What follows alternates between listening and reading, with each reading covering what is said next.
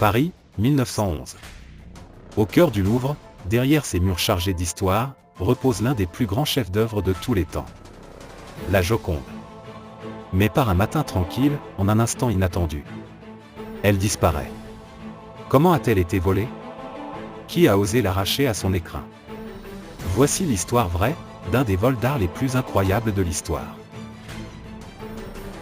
Par un matin froid de l'année 1911, alors que le soleil de Paris perçait lentement à travers les grandes fenêtres du Louvre, rien ne laissait présager qu'un événement historique allait se produire. Le musée dormait encore sous le voile d'un silence majestueux. Seuls les pas des gardiens résonnaient sur le sol en marbre, comme une symphonie secrète jouée depuis des siècles.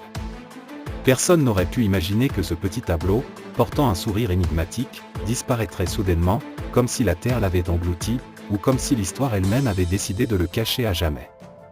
Ce n'était pas un simple vol. C'était un acte audacieux, frôlant la légende.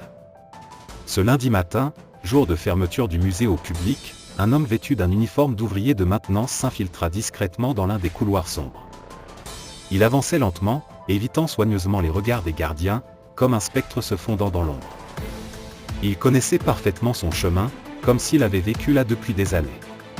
Arrivé dans la salle où trônait la Joconde, il s'arrêta un instant. Il plongea son regard dans le sien.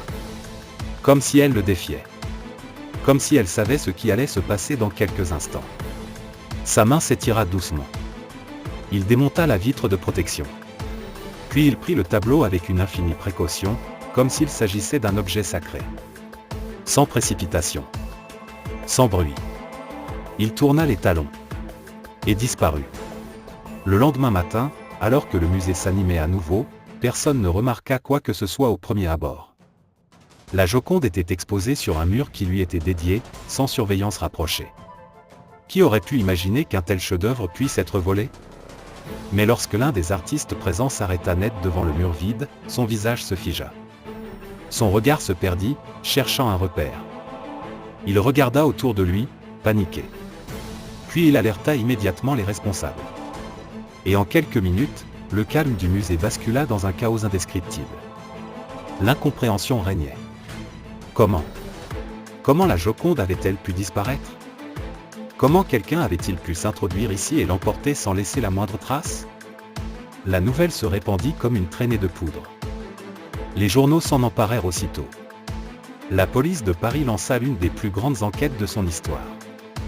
Des centaines de personnes furent interrogées, employés, ouvriers, artistes fréquentant le musée. Les ports furent fermés. Les trains furent fouillés. Mais rien. Aucun indice. Aucun témoin. Aucune caméra. C'était comme si la Joconde s'était évaporée. Comme si elle n'avait jamais existé. Pendant des jours, puis des semaines, la police fouilla chaque recoin de Paris. Les enquêteurs interrogeaient sans relâche.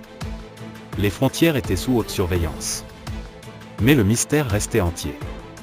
Chaque piste menait à une impasse. Le Louvre, autrefois symbole de grandeur et de culture, était désormais marqué par l'un des plus grands vols d'art de l'histoire. Ce que personne ne savait, c'est que la Joconde était encore à Paris. Elle était cachée. Dans une petite chambre poussiéreuse. Dans une armoire en bois, recouverte d'un simple tissu blanc. Et le voleur? Un homme du nom de Vincenzo Peruggia. Un ouvrier italien, qui avait autrefois travaillé au Louvre. Il connaissait le musée comme sa poche. Il savait que le lundi, les salles étaient vides. Il savait comment s'habiller pour passer inaperçu. Et surtout, il avait une idée bien précise en tête. Peruggia n'était pas un simple voleur. Pour lui, la Joconde n'était pas une œuvre d'art parmi d'autres. Elle était un trésor. Un trésor italien. Qui, selon lui, devait revenir en Italie. Il voulait être un héros. Il voulait ramener Léonard de Vinci chez lui. Alors, il garda la Joconde. Un jour. Une semaine. Un mois. Un an. 2 ans. Sans jamais la vendre. Sans jamais la montrer à qui que ce soit. Il l'enfermait. La contemplait. Comme si elle lui appartenait. Comme si elle lui parlait. Mais un jour, la tentation fut trop forte. Il décida d'agir. de rendre la Joconde à son pays natal. Alors, il contacta un antiquaire à Florence. Il lui proposa de lui montrer quelque chose. Quelque chose d'incroyable. Quand l'antiquaire vit la Joconde, il n'en crut pas ses yeux. Son cœur se mit à battre. Il savait qu'il avait devant lui le plus grand chef-d'œuvre du monde. Mais aussi, la pièce la plus recherchée de la planète. Alors il fit semblant d'être intéressé. Il écouta Pérugia. Puis, discrètement, il alerta la police. Quelques heures plus tard, les forces de l'ordre frappèrent à la porte. Elles entrèrent. Et là, dans un coin sombre de la pièce, dans une vieille armoire en bois, elles la virent. La Joconde, enveloppée dans son tissu blanc, comme endormie après une longue absence.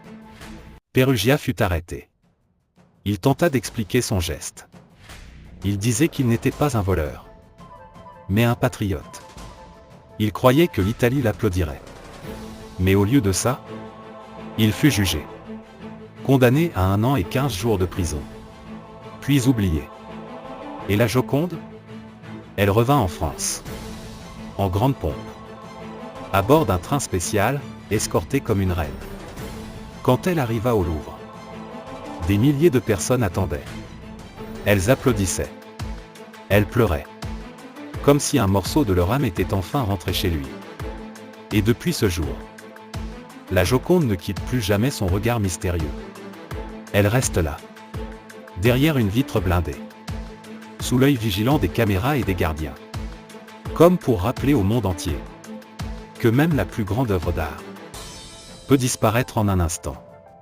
Après plus de 2 ans d'absence, la Joconde est enfin revenue au Louvre. Mais son sourire énigmatique continue de poser des questions.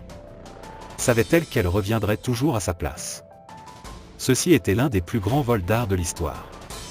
Si cette histoire vous a plu, n'oubliez pas de liker et de vous abonner pour d'autres récits captivants.